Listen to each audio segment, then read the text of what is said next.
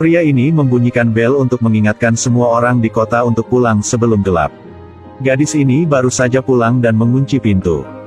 Kemudian sentuh batu yang tergantung di sebelah pintu. Semua orang di kota terbiasa menutup pintu mereka sebelum gelap. Kemudian ketuk batu berbentuk aneh di sebelah pintu.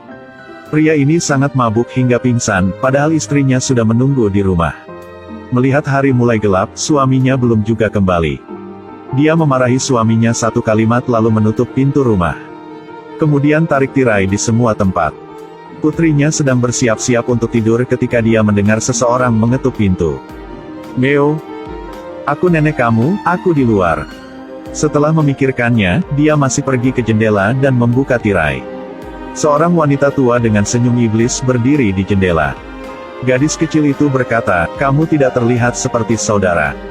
Pada titik ini, ibunya masuk ke kamar dan berkata, "Ini bukan kerabat." Wanita tua itu berkata dia sangat kesepian, jadi dia bisa membiarkannya di kamar. Wanita itu berteriak, "Jangan buka pintunya." Tapi sudah terlambat, wanita tua itu segera mengungkapkan wujud aslinya. Keesokan paginya ketika dia sampai di rumah, pria itu melihat tetangganya berdiri di pintu. Kapten naik untuk memberinya tamparan. Kapten berteriak, "Kenapa punya anak kecil kau tidak perbaiki jendela?" Kapten menyeret pria itu ke atas. Kemudian katakan, "Kamu harus melindungi keluargamu. Lihat bagaimana kau melindungi keluargamu." Melihat istri dan anak-anaknya dalam kesulitan di tanah. Pria itu berteriak menyesal. Kapten mengertakkan gigi dan menyuruh bawahannya untuk mengunci pria itu. Saat ini keluarga Jim sedang dalam perjalanan. Waktu mereka sangat menyenangkan. Tiba-tiba, Jim melihat ada cabang pohon yang menghalangi jalannya. Pada saat yang sama, ada banyak burung gagak di sekitar. Mereka merasa aneh, jadi mereka segera kembali ke mobil dan mencari jalan lain. Keluarga ini berkendara ke kota kecil. Mereka melihat bahwa semua mobil di sini memiliki ban yang bocor. Mereka membawa keraguan secara bertahap ke depan. Sekelompok orang berbalik untuk melihat mereka pada saat yang sama. Seluruh keluarga melihat perilaku orang-orang yang sangat aneh. Jim mengumpulkan keberanian untuk keluar dari mobil dan bertanya kepada orang banyak. Tapi tidak ada yang memperhatikannya. Hanya kapten yang memperhatikannya. Jim bertanya, "Jalan mana yang harus saya lalui untuk sampai ke jalan raya?" Kapten bertanya lagi, "Apakah kamu pergi dengan keluargamu?" Jim menjawab, "Ya." Kapten membeku selama beberapa detik. Kemudian beritahu mereka, "Teruslah bergerak maju." Jim berterima kasih padanya dan pergi. Kapten memandang mereka dengan mata aneh. Keluarga Jim segera pergi. Tetapi mereka menemukan bahwa mereka baru saja melewati tempat ini. Jim berkata, "Tidak mungkin."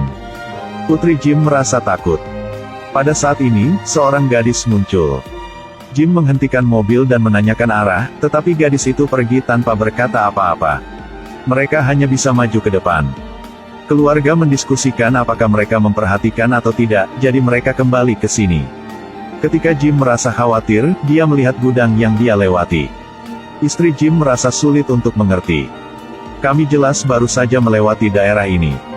Lalu kenapa sudah kembali lagi?" Jim dengan cepat menghentikan mobil dan berbalik. Kapten berpikir saat yang tepat telah tiba. Harus meminta bawahan untuk mengambil paku. Mereka dengan cepat membentangkan karpet paku di jalan utama. Begitu keluarga Jim kembali, mereka harus melewati dasar kuku. Gambar yang sangat akrab. Melihat cara kerja mereka, tentu ini bukan yang pertama kali. Keluarga Jim sedang dalam perjalanan tadi. Sebuah mobil muncul di depan. Istri Jim ingin mendekati mobil untuk menanyakan situasinya, tetapi mobil lain tiba-tiba melaju kencang. Jim hanya bisa mengubah arah mobil. Mereka akhirnya mengalami kecelakaan tepat di sisi jalan. Jim tertimpa cabang pohon. Istrinya juga dalam keadaan koma. Gadis itu hanya bisa bergerak sedikit. Tapi anak terluka parah.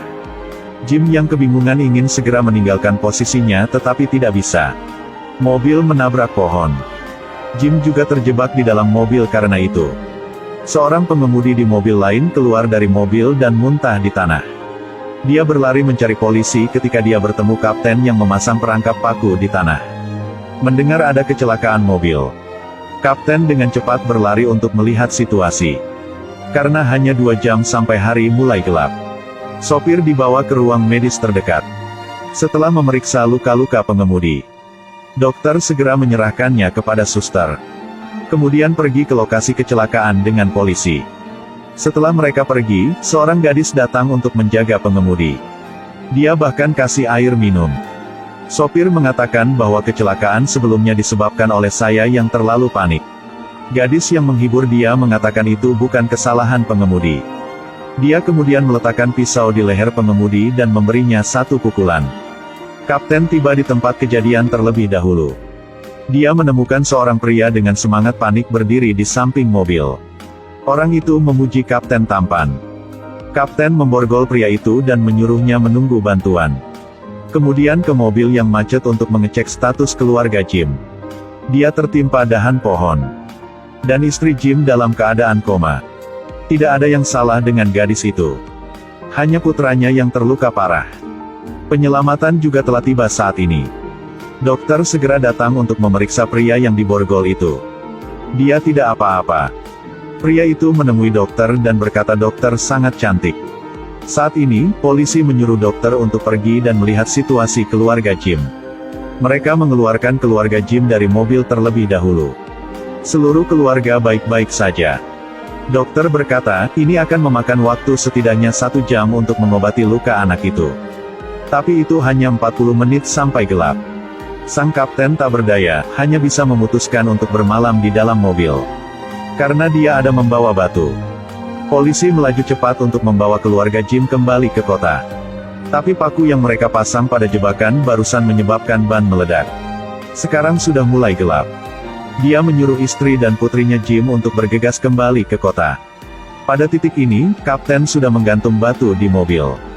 Jim tidak mengerti mengapa kapten melakukan itu. Kapten segera menjelaskan bahwa itu aman. Jim mulai panik. Kemudian terdengar suara keras. Kapten segera berkata, mereka telah tiba. Kerumunan mulai mendekati mobil.